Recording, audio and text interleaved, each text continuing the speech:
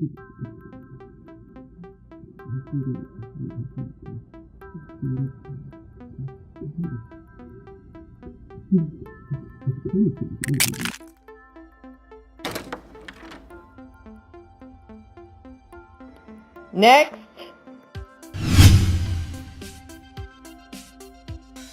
Hi, I'm Dr. Julie Bruno, Hi, I'm Hollis Silverman. and today we're going to talk about mindfulness. Mindfulness is something that has actually been rooted in Buddhist culture. It's been practiced for thousands of years, and mindfulness is living in the present moment and not projecting yourself into the future nor the past. So, what are some of the benefits of being mindful in our everyday lives?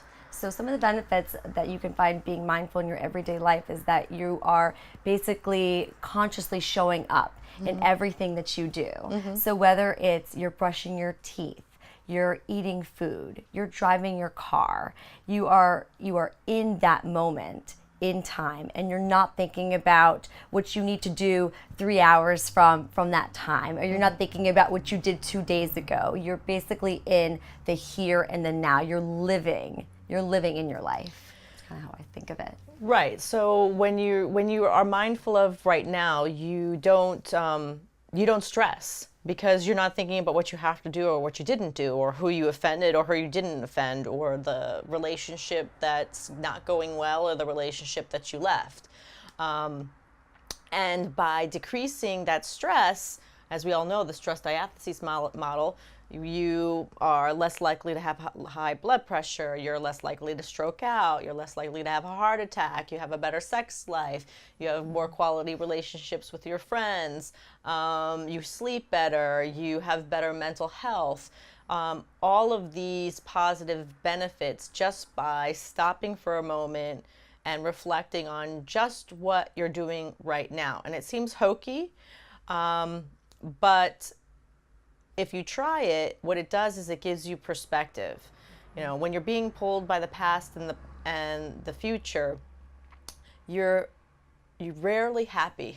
Absolutely. You're rarely happy. Yeah, because you're either always experiencing anxiety because you're always thinking about the what if this happens, which creates anxiety.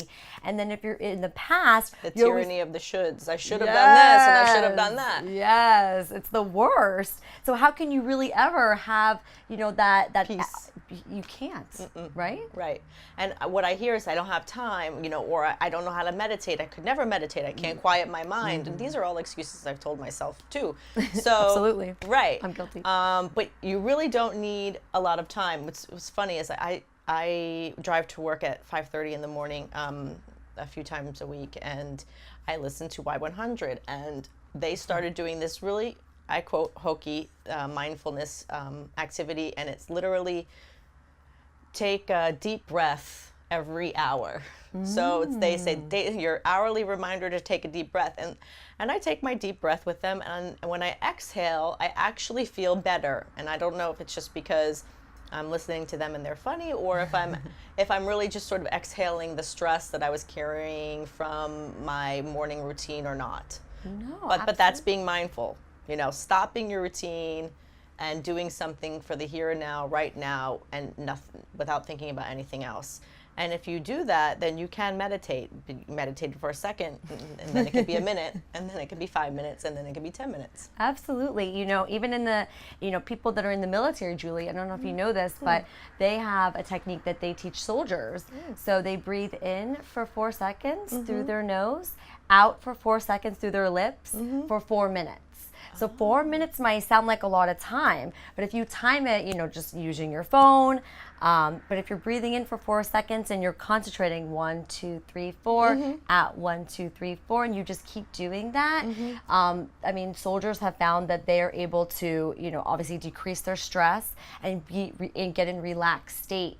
When they're in combat, or whether they need to really focus and pay attention in those stressful moments. So actually, that's it. I'm glad you brought that up, because that's how I train or help my clients learn how to meditate, is just through counting. So we can't quiet our brain about what's going on, but if you have to count all you're doing is thinking about the numbers. That's the beginning. Eventually you'll skip the numbers and you'll just focus on your breathing. So the 4 in, hold 4, 4 out, hold 4. Exactly. So, and then eventually your breathing will increase, and some people can go up to 10.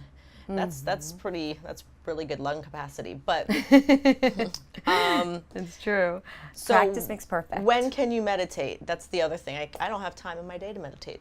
When can you meditate? You can meditate at any time, even if it's, and I know that Dr. Bruno and I kind of agree on this. So, if it's for 2 minutes, if it's for 5 minutes, if it's for, 10 minutes, whatever you can give is better than nothing. We don't ask our patients to, to meditate for an hour or 3 hours or a lifetime.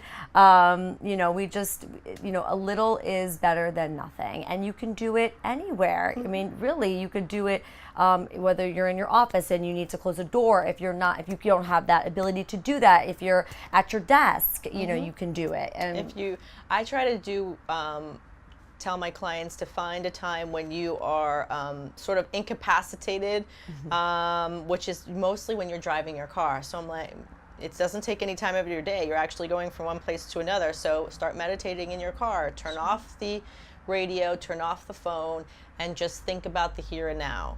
And then also before work, while you're brushing your teeth, before a meeting, go into the bathroom, go into a stall, close your eyes, breathe for 2 minutes before you go into that meeting. Take a walk before you actually walk into your house after work. Keep your briefcase in your car, walk around your block, and then take your briefcase out. That's 5 minutes, and then go into your house. So you can find all these little hidden points of time in your day where you can meditate to yourself. That would be walking meditation. There's, you don't just need to, do your mantra and sit on your, folded legs on the floor to do your meditation. Yeah, absolutely.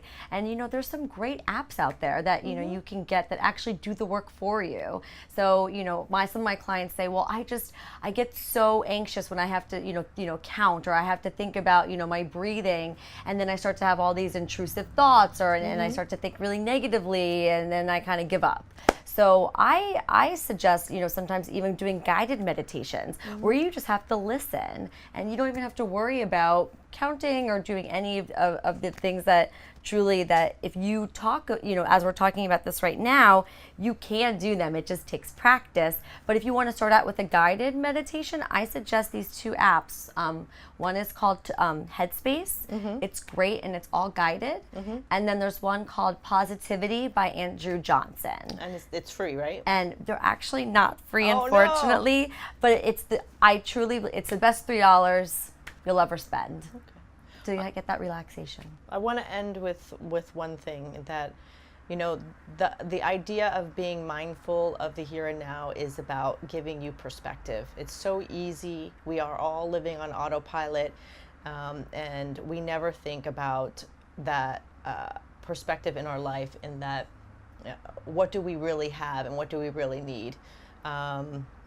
So if you can bring it back to the here and now, if you're having a hard day at work, and you think about, well, I have my house, I have my kids are good, I have food in my belly, and tomorrow is another day, then whether it's 5 seconds, 5 minutes, you're going to feel better. You might have to go back to that stressful situation, but if you continue to do that throughout your day, you'll be able to level off the stress and also maintain that perspective throughout the day, so you don't become, or you're not as reactionary.